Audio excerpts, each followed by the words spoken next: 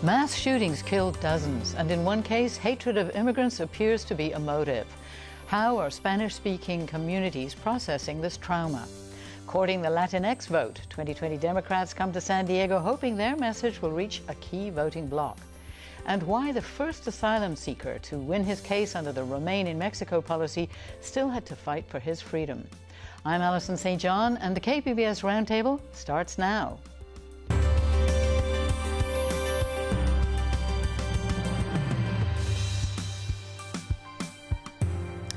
Welcome to our discussion of the week's top stories. I'm Alison St. John, in for Mark Sauer. And joining me at the KPBS Roundtable today are Marco Serrano, television news anchor for UnidosUS in San Diego, Kate Morrissey, immigration reporter for the San Diego Union Tribune, and Charles T. Clark, who covers county government and was also with the San Diego Union Tribune. So let's begin with the story that has dominated the headlines this week. Last Saturday, a pair of mass shootings in Ohio and Texas left 31 people dead and dozens more wounded. The motive in Dayton, Ohio is less clear, but in El Paso, the accused shooter was taken alive, and investigators believe he may have posted a racist screed online before the attack, describing immigration as a motive for the violence. So, Marco, this tragedy must have really affected the Spanish-speaking community, particularly hit hard. How has UnidosUS tackled the stories around this? Hello, Alison. We've been covering this story the way that we do every time that our community lets us know that they're either feeling attacked or they have been attacked. And so with a lot of respect, with a lot of care, but specifically this time around, it's treating it with the importance of not only is it another mass shooting again, or one of two in 13 hours, but the first time that the Hispanic community has been targeted. And so that makes it even more important. And the responsibility of covering every single angle and staying there and not dropping the story after a few days when it's just not a headline is key to our demographic. The fear, I think, in the Spanish-speaking community must be one of the things that you're looking for stories to cover. You know, what are you finding when you go out and talk to people here? It's mostly sadness. It's not necessarily fear or anxiety. I think it's sadness intensified by, like I said, the fact that it's the first major attack. People are used to being bullied out on the street and being attacked, racial profiling, but this time, I think it's more sadness of just, and the whole situation changed rather quickly in a few days on Wednesday, when as President Trump was flying into El Paso to be with the victims, we find out that ICE is wrapping up one of the largest raids that we've had in about a decade in Mississippi, and rounding up people and detaining more than 600. And then that fear, that sadness turned more into indignation and anger towards the politics that surrounds this whole subject. The fact that the shooting happened in El Paso, I think, has some significance for the Spanish-speaking community. It's one of the top 20 markets, isn't it, for Spanish-speaking listeners? Talk a bit about why El Paso, really hit home. Specifically for the San Diego community, we're also a border town by national. And so I think we can relate to that rather quickly. Let's not forget that 8 of the people that died in that Walmart are Mexican nationals. And we were there covering on Wednesday when that hearse crossed the international bridge into Ciudad Juarez to a funeral home to have the services for the first body that actually went back to Mexico, which was a woman, a teacher. And the pain is the same. It's felt the same way on both sides. There's no river or wall that's going to stop it or make it any different. And we as San Diegans living in a binational community can understand and feel that. Well, speaking of a binational community, have you been watching any of the English-speaking media coverage? Do you feel that the English-speaking media coverage is really doing a good enough job of explaining how this is affecting the Spanish-speaking community?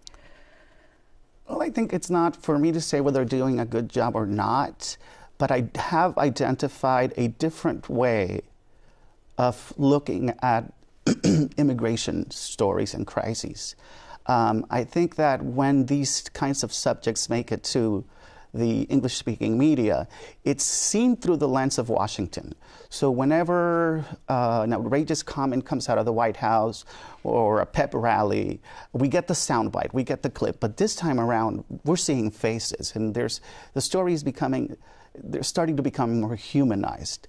And so you're getting more of a ground level feeling of who's being affected, who's on the receiving end of all this rhetoric that's coming out of Washington, and how people have been feeling for a very long time, because this didn't really start with Trump.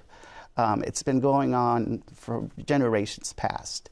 And I mean, we can go back to Prop 187, and I keep hearing a lot of that. People saying, I feel again like we felt in the mid-90s under Pete Wilson, but now amplified on a national level. Right. Do you think that what is happening with the rhetoric coming out of the Trump administration, that this will be dynamizing the Latino vote in the coming election? Definitely. And again, going back to 1994 and Prop 187, how that really helped change the politics of California, and eventually going from a red state to blue, the power of the Hispanic vote and the immigrant vote really helped reshaped the future and politics of our state. And I think it also is going to have an important role to play in 2020 cycle. Right. Well, I think the president has stated pretty much that he's hoping that the kind of news that's been coming out this week might discourage people from coming to this country. I don't know whether you think that this kind of news, how fast it's reaching southern Mexico and Central America, and whether it's having his desired effect, or whether it might be having a stronger effect on Latino voters in this country. I think it's both. I think when you see those horrific images of a father laying face down on the Rio Grande with his two-year-old, those go around the globe. And now in the social media era, things travel quite fast. But I don't think people really understand in Central America what kind of trip they're about to begin, and what the risks of it. Because once they get here and they've finally made it to a border town, and they start now applying for asylum, and they see that there are so many things that they have to go through that it's almost impossible, some of them just want to go back. In fact, on Thursday night, a plane went from Tijuana to Mexico City and then to San Pedro Sula with 20 migrants that opted and took advantage of this program to go back to their country because they were just giving up. I mean, Kate, you've been covering some of the people who are on the other side in the Remain in Mexico program, and I mean, what kind of impression are you getting of the changing feeling there as a result of what's happened here this week? Well, I think even before this week, people have been really struggling in Tijuana to find places to sleep, to find food to eat. And so, like he said, a lot of them are either considering giving up or are already given up and going back to the countries that they fled. Or in some cases, they may be trying to find a way into the U.S. that would not have them be detected. I only know of a couple of cases of that. I don't think that's as widespread as the giving up and going home, but we do see people trying to do other things in order to further their futures besides waiting, either because of Remain in Mexico or because of the metering program that has them waiting to begin with to request asylum.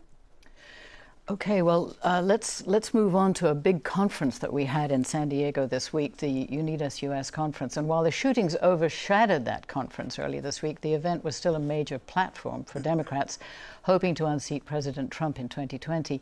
5 candidates spoke on Monday: Joe Biden, Bernie Sanders, Kamala Harris, Julian Castro, and Amy Klobuchar.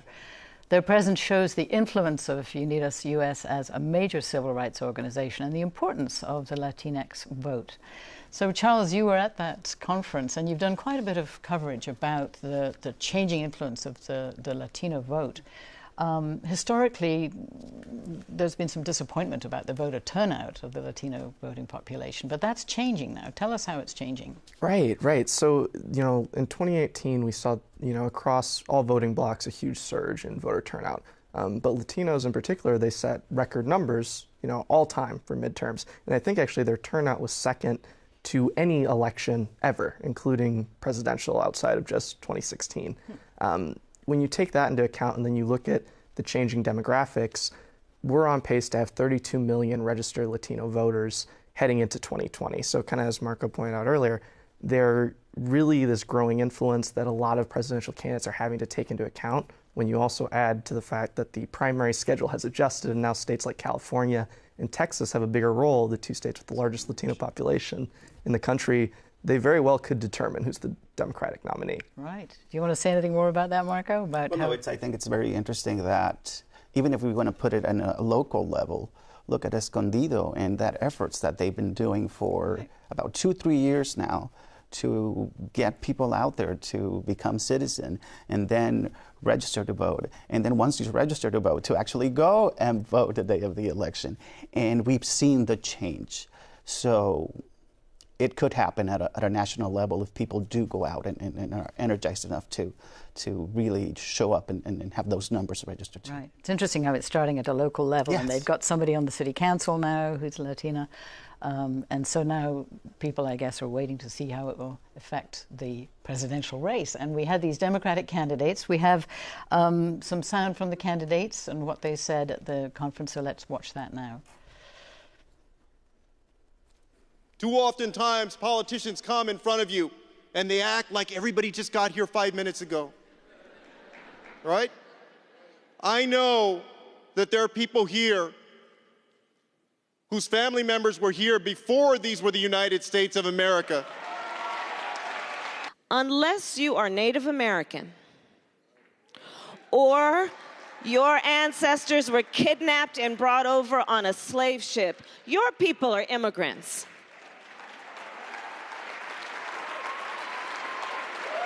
So let's speak that truth. 9 times he said that he wanted to see universal background checks. 9 times. And then the next day he met with the NRA and he folded. And I can tell you, as your president, I will not fold. I will get it done. What a president should be doing is talking about how we bring our people together and how, in fact, in my case and in your case, this country was built by immigrants who did the hardest work. And by the way, the polling data shows I can win North Carolina, I can win Florida, I can win Georgia, I can win Texas. But it's a long way out. So, Charles, did you get an impression as to who the audience were appreciating the most of those 5 candidates? Yeah. I mean, Julian Castro absolutely got the biggest round of applause. Second to him was actually Kamala Harris, and then Bernie Sanders, and then Joe Biden and Amy Klobuchar. Yeah. Okay. I wondered whether, because Julian Castro was obviously very popular at the UnidosUS conference, but does he have a very broad appeal across the Latino community nationally? I do think he's got a challenge ahead of him, because if you're not really into politics, you might know the name, but you don't necessarily can pinpoint who it is and what his platform is. And so he does really need to reach out more and pretty much just get more attention from the media, yes, so they know, so that people know what he's about, and he's not just a Hispanic candidate. Because I don't think Hispanics just vote for the Spanish-sounding last name. Right. It has to be also something with substance that appeals to them. He has to convince them. So, the 2 top issues, I guess, at the conference were gun issues and immigration issues.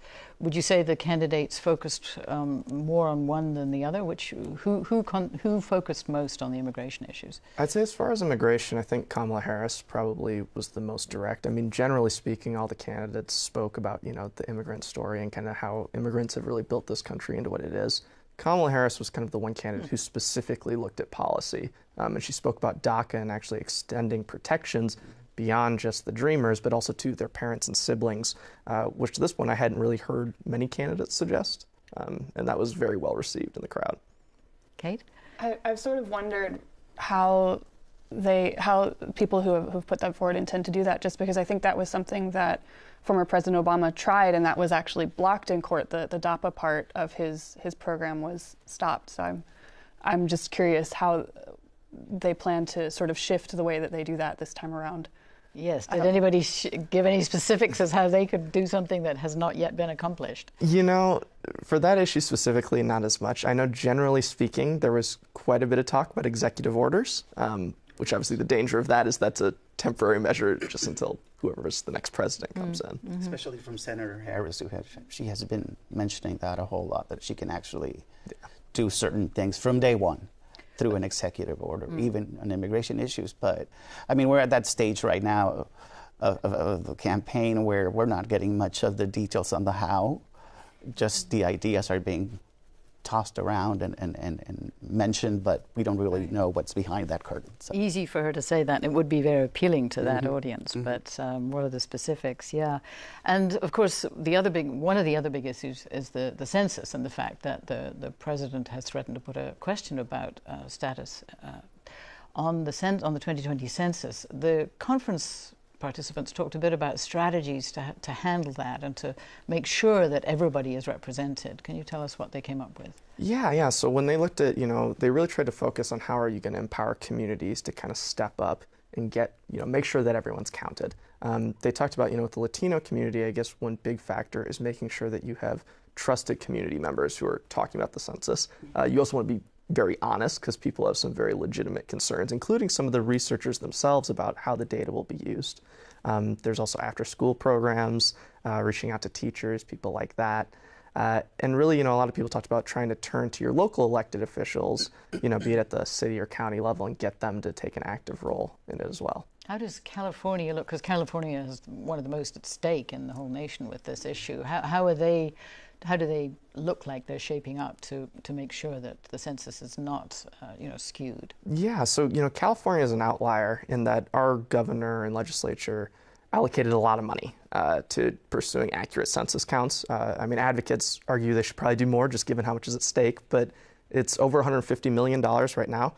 By contrast, Florida, the state with the third largest Latino population, Governor Ron DeSantis said, we're not allocating anything to it. Arguing that it's, the federal government's job to do it however they please. Is your station doing much coverage of this issue, and what are you finding in the community? Well, we have, and I think people's main issue here is whether they're going to be asked that question or not. And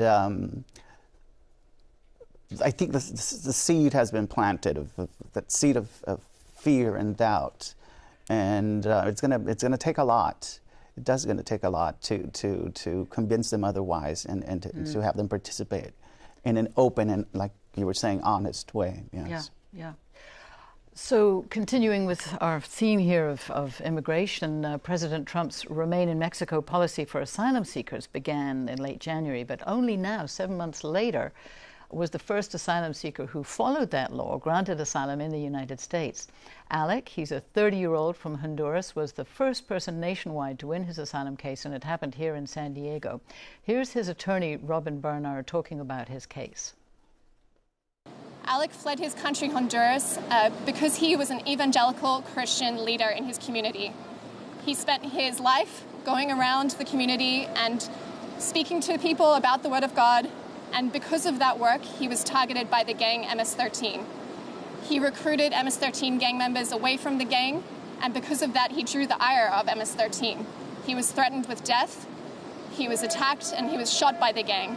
And based on that, the judge found that he was a refugee because of his religion.